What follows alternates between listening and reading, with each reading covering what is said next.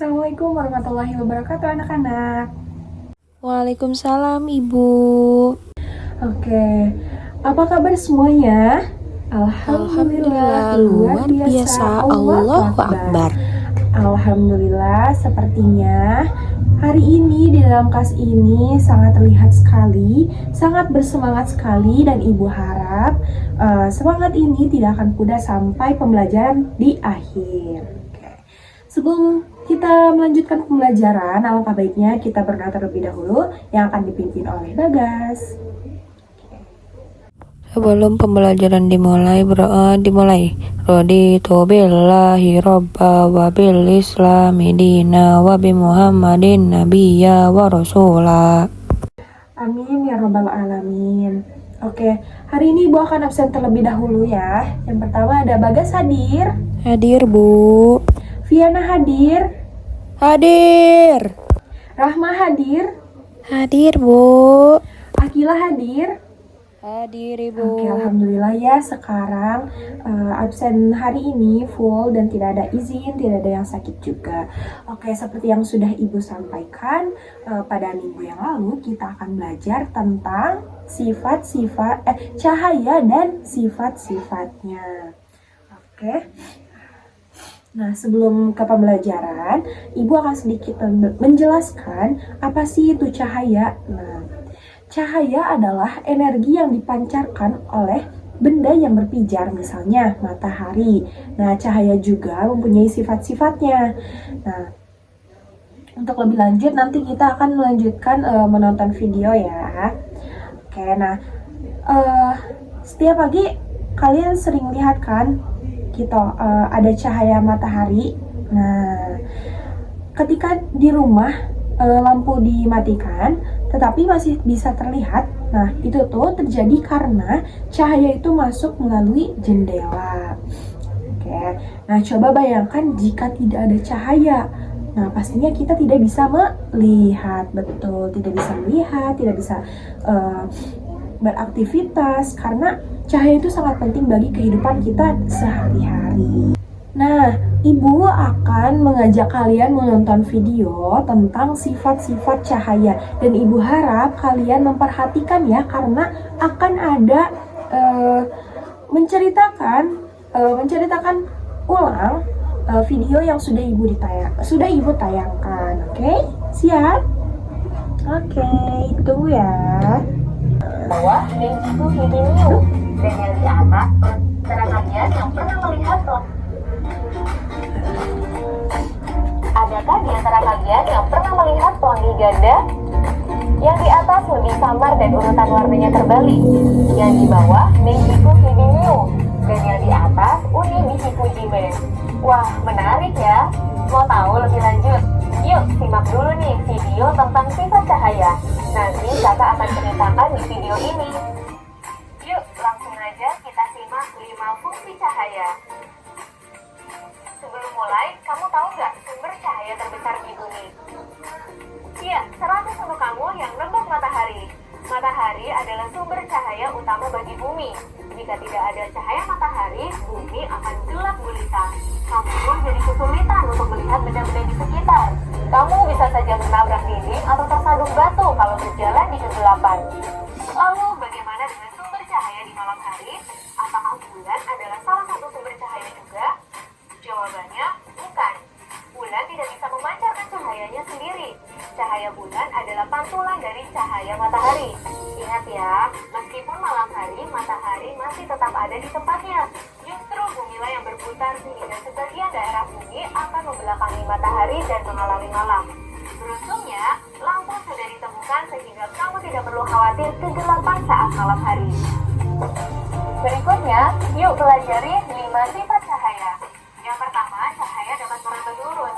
Ketika merambat, cahaya tidak memerlukan medium perantara. Karena itu, cahaya matahari bisa sampai ke bumi meskipun melewati ruang vakum di luar angkasa. Cahaya yang merambat lurus dapat kamu lihat pada sorotan lampu mobil atau motor, lampu sensor, lampu sorot di panggung, lampu mercusuar di pinggir pantai, atau cahaya matahari yang masuk melalui celah ventilasi. Yang kedua, cahaya menembus benda bening. Coba lihat jendela di rumahmu. Jendela biasanya dibuat dari kaca agar cahaya matahari dapat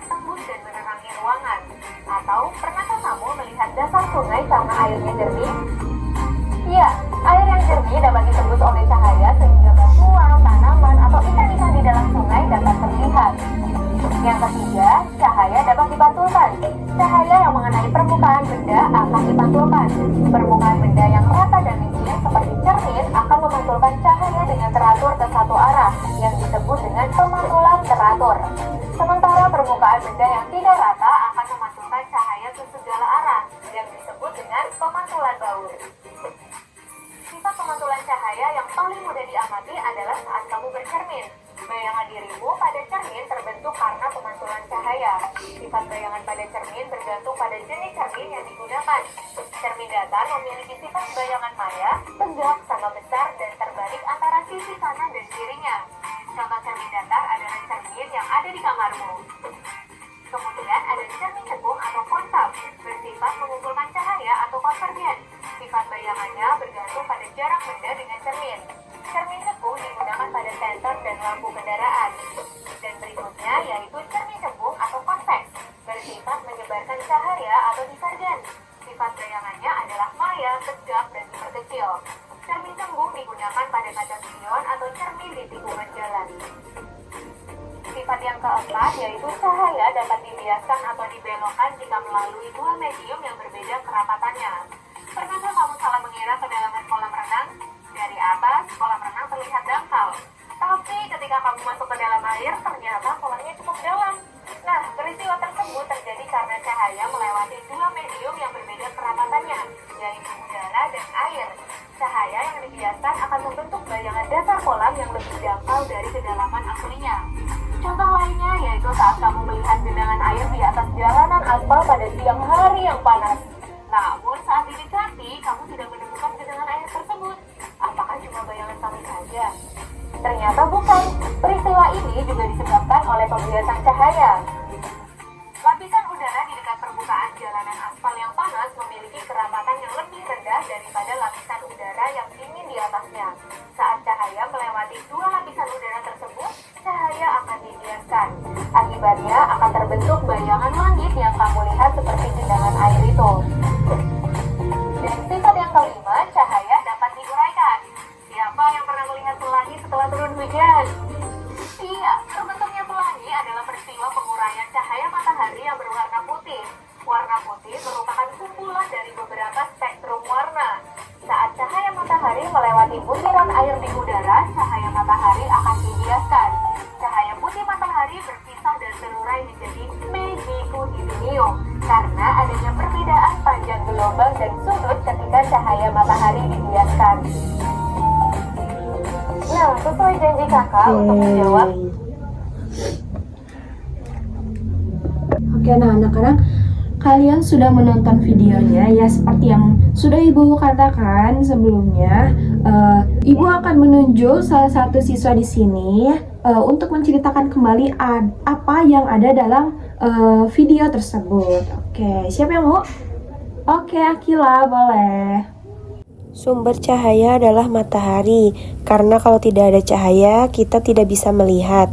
Terus ada 5 sifat cahaya, yaitu merambat lurus, menembus benda bening, dapat dipantulkan, dapat dibiaskan, dan dapat diuraikan, Ibu. Oke, Akila, betul sekali Akila. Tepuk tangan untuk Akila. Oke. Nah, untuk selanjutnya Ibu akan menunjuk Bagas untuk memberikan 2 contoh sifat cahaya dalam kehidupan sehari-harinya. Boleh, Bagas? 2 contohnya yaitu kalau sebelum sekolah kita suka bercermin, Bu. Jadi cahaya tuh mantul oleh cermin. Lalu sinar matahari yang masuk ke dalam lewat jendela, Ibu. Oke, betul Bagas. Tepuk tangan untuk Bagas. Nah, setelah menonton video tersebut, supaya kalian bisa merasakan dengan secara nyata dan jelas juga, Ibu akan membagikan LKPD ini untuk kalian berdiskusi dan mencatat hasil untuk percobaan yang kalian akan coba pada hari ini. Kelas ini sudah dibagikan kelompok kan ya? Ya, sudah kan? Nah, boleh untuk tiap perwakilannya untuk mengambil LKPD ke meja Ibu ya. Oke, kemarin Ibu sudah bilang kan harus membawa apa alat-alatnya? Ya, alat-alat untuk percobaan. Oke, nah sebelum ke percobaan ada yang mau ditanyakan terlebih dahulu nggak? Ada yang mau ditanyakan? Tidak ada? Jika tidak ada, kita lanjut saja ke percobaan. Oke, di sini kita akan melakukan percobaan yang pertama, ada alat dan bahan kelas ini, ada buku, dan senter. Untuk cara kerjanya, siapkan alat dan bahan pada pengamatan ini. Oke, sudah. Yang kedua, letakkan peralatan seperti pada gambar di atas. Nah, pada percobaan kedua, seperti ini gambarnya. Oke, kita nyalakan terlebih dahulu senternya. Arahkan senter ke tembok yang berwarna putih. Karena temboknya di sini tidak putih ya, kita coba. Nah, oke. Ada ya cahaya. Nah, maka kita coba ke tembok. Coba ke tembok. Ada yang bayangan tangan dari benda bening ini. Oke. Terus selanjutnya kita arahkan untuk buku di senter ini. Oke. Ketika gelas disinari, apa yang terjadi? Oke. Ketika gelas bening yang disinari senter, cahaya dapat menembus gelas. Cahaya tetap terlihat di balik gelas karena gelas merupakan benda bening. Oke, bisa dilihat ya. Oke. Yang kedua, ketika buku disinari senter, cahaya tidak dapat menembus buku. Nah, tidak dapat ya. Karena buku merupakan benda yang tidak tembus cahaya.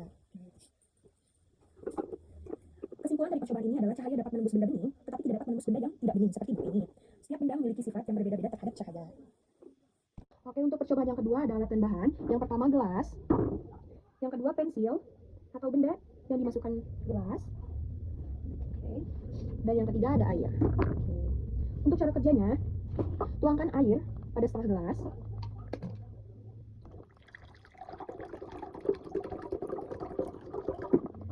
Masukkan pensil ke dalam setengah gelas.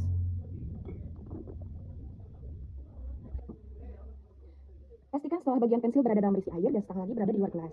Amati pensil dari sisi samping gelas. Nah, cobalah masukkan benda lainnya dan amati. Kita coba ini ya.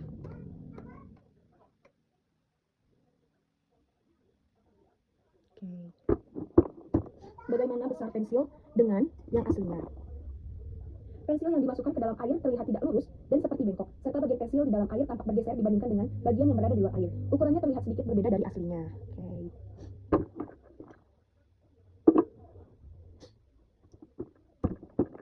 Bagaimana benda lain ketika dimasukkan ke dalam gelas? Benda lain yang dimasukkan ke dalam gelas berisi air juga akan terlihat berubah bentuk atau posisi, tampak bengkok atau patah pada batas air dan udara. Jadi kesimpulannya sama ya untuk pensil dan benda yang lainnya dimasukkan ke dalam air. Kesimpulan dari percobaan tersebut, cahaya dapat dibiaskan karena ketika cahaya melewati dua medium yang berbeda yaitu udara dan air, arah cahaya berubah sehingga di dalam air tampak bengkok atau berpindah posisi. Nah, gimana percobaan hari ini anak-anak? Apakah seru, senang, atau bosan? Boleh Ibu ingin salah satu dari kalian untuk menyampaikan materi dan percobaan yang sudah kita kerjakan hari ini. Siapa yang mau? Viana, boleh Viana. Saat gelas yang disenteri menembus kaca, cahayanya tembus Bu saat disinari senter. Itu karena cahaya dapat menembus benda bening Bu. Oke Viana, sangat jelas sekali ya. Tepuk tangan untuk Viana.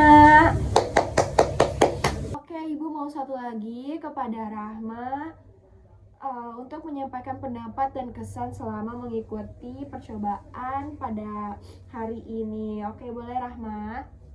Senang dan seru Bu, karena kita bisa melihat langsung bagaimana cahaya merambat lurus. Cahaya memiliki beberapa sifat dan dibuktikan dengan percobaan sederhana Ibu. Oke, tepuk tangan juga untuk Rahma.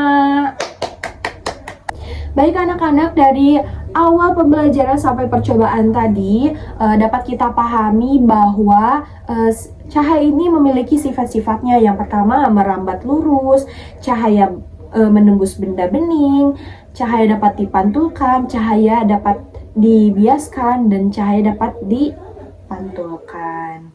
Oke, nah sifat-sifat tersebut tuh sangat bermanfaat dalam kehidupan kita sehari-hari dan membantu manusia untuk melakukan aktivitas. Oleh karena itu sangat penting sekali cahaya ini dalam kehidupan kita. Nah, oke. Mungkin cukup sekian yang pembelajaran hari ini. Untuk minggu depan kita akan meneruskan percobaan selanjutnya ya, karena keterbatasan waktu pada hari ini. Untuk percobaannya sisanya ya anak-anak, Ibu akhiri dengan hamdalah bersama-sama. Alhamdulillahirrabbilalamin. Ibu tutup pembelajaran hari ini. Assalamualaikum warahmatullahi wabarakatuh.